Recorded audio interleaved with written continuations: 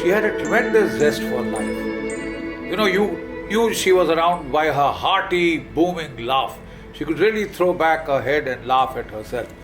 She had the wildest sense of humor, and I will never forget her laughter, which, you could hear a mile away. And laughter is one of the blessings, I think. It's one of the divine blessings.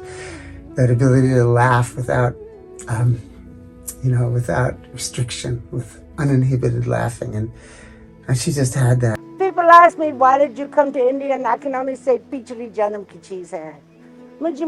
She had first come to India way back in the 1970s as a gay and carefree hippie, a flower child, if you may like to use that term. I was just a young girl who just accidentally ended up in India. Hello, my name is Christina Shakti Sibanalar. I'm a filmmaker from Taos, New Mexico in the United States. My mother's name was Yvette Claire Rosser. In 1970, at the age of 18, she hitchhiked overland from Belgium to India. It was there that she met Neem Karoli Baba, also known as Maharaji. He gave her the name RamRani. When he gave me that name, RamRani, the guy who was translating for him said, no, Vyakan and Cooper, RamRani Rani, because of grammar, you can't say RamRani. Ramki Rani can't chahiye. And Babaji, he was Rajwa, got a little angry. He said, nahi, Ramki Rani nahi hai. Uska naam RamRani hai. And then he patted me on the cheek and he said, Meri RamRani.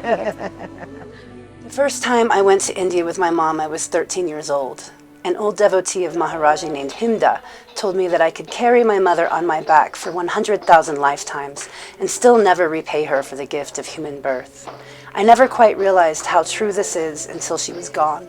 This is an important message, though, that really determined my life to a certain extent. One day I was in the ashram when Baba was there. We were sitting in the back. He used to like to sit there in the garden.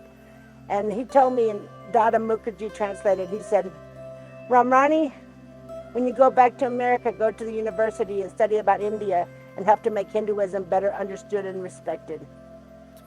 Period.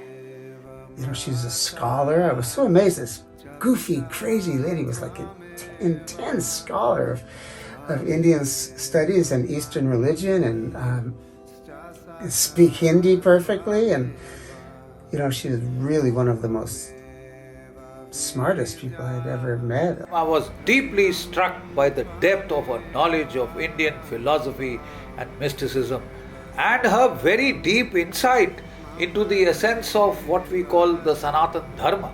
Less than 5 days after the death of my mother, I was standing on the ghats in Jageshwar Dham in northern India, cremating her body next to ancient Shiva temples that are over 1,000 years old.